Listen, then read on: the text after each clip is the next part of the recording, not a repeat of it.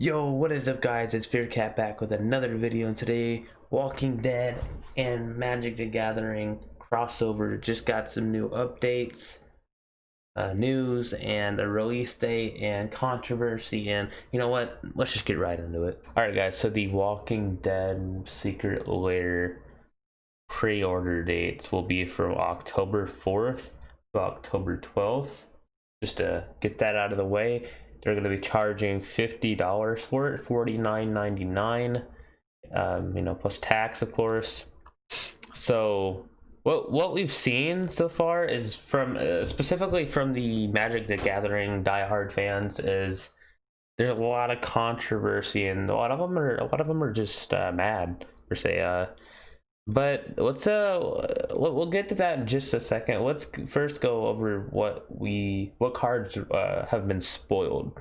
Okay, so starting off, we'll start from oldest.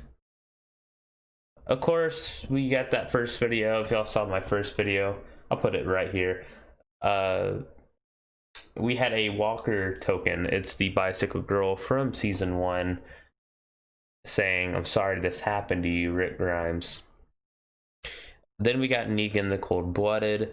It's 2 colorless, 1 red, 1 white, and 1 black. When Negan enters the battlefield, you and target opponent each secretly choose a creature that player controls. Then those choices are revealed, and that player sacrifices those creatures. Whenever an opponent sacrifices a creature, you create a treasure token. And I love this effect for Negan.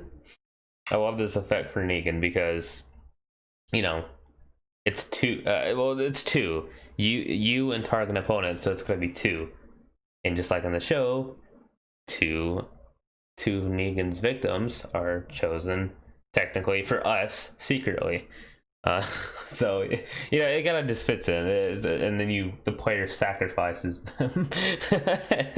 So it's pretty interesting, and I would say red, white, and black go really well with Negan. I think those are yeah. Then we have Michonne, Ruthless Survivor. Tap 3 colorless, a black and a green. When Michonne enters the battlefield, create 2 Walker tokens. As long as Michonne is equipped, she must be blocked if able. Whenever Michonne and at least 2 zombies attack, she gains indestructible until end of turn. So again, this is another effect that I like for Michonne. 2 Walker tokens, and in the show she had, in season 4, season 3 actually, sorry. She's revealed that she has those 2 walkers with the faces cut off and the mouths cut off and all that fun stuff.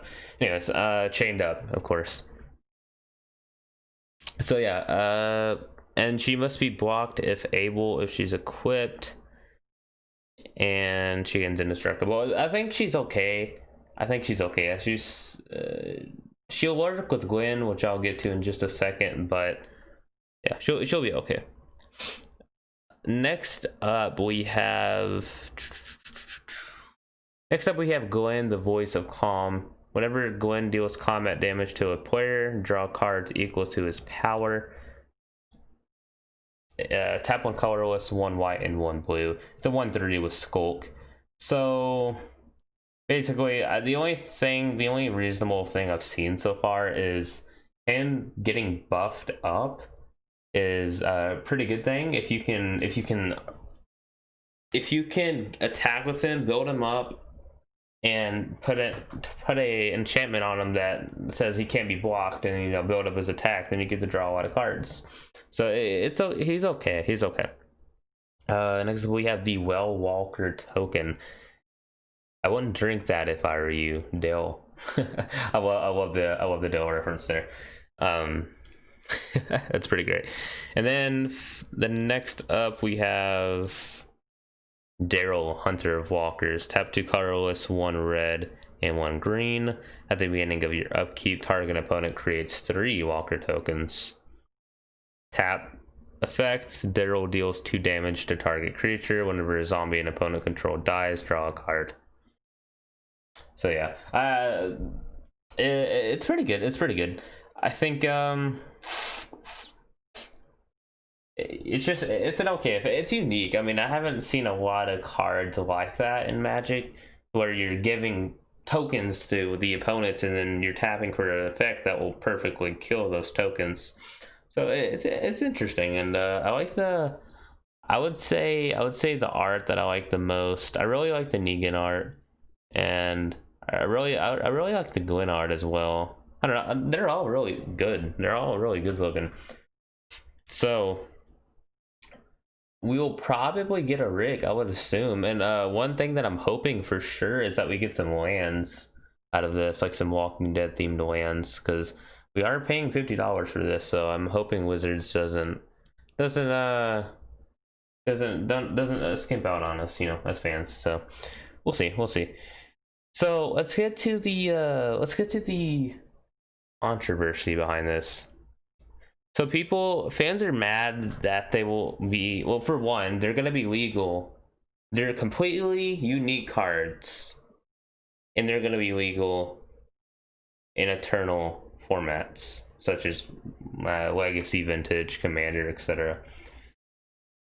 People are mad about this, and I don't really, I mean, I get it, but I think people are overreacting just a little bit. You have an 8-day window to buy these. After those 8 days, if you were to buy it, it would skyrocket. Like, it's gonna skyrocket. It's gonna like I don't know, like every week it's probably gonna go up like 5%. So it's the price is gonna skyrocket on it. And people are mad. They're charging us $50 for this for an 8-day period. It's definitely a cash grab, but I'm not really mad about that. It's like, it's a cash grab, but every company does that. It's like a lot of these people are thinking that, it's just a thing that companies do, especially big companies. It's just something they do, and that's not, it just doesn't make a lot of sense to me. They will most likely never be printed again. That's another reason. We're probably not going to see it in, the sets that come out in 2021, 2022, 2023 even. Like, we're not going to see, like, we're probably never going to see these cards printed again. So it is definitely a cash grab. I mean, it's if I looked at it correctly, I looked at the most recent past Secret Lairs, and none of them were $50. Correct me if I'm wrong in the comments, but none of them were that expensive, and all of them had foils. And I'm not sure. I haven't heard anything about this one having a foil set yet, so I'm not sure. But anyways, that's a different thing. It is charging too much, I would say. I think it is charging too much. I mean, unless you're going to give us a lot more than a normal Secret Lair would, that I would be okay with. If they're gonna give us like 10 extra cards, more cards than a normal Secret Lair would, then I guess I'm fine with it. But yeah, so people are mad about that. For me, being a fan of both, you guys know that I'm a diehard fan of Magic and a diehard fan of The Walking Dead. It's personally okay with me. I'm fine with it. I don't think it damages the game. Now, let's say Negan and Michonne and Glenn and Daryl. Let's say these cards were, I don't know, like Demonic Tutor, Mana Crypt.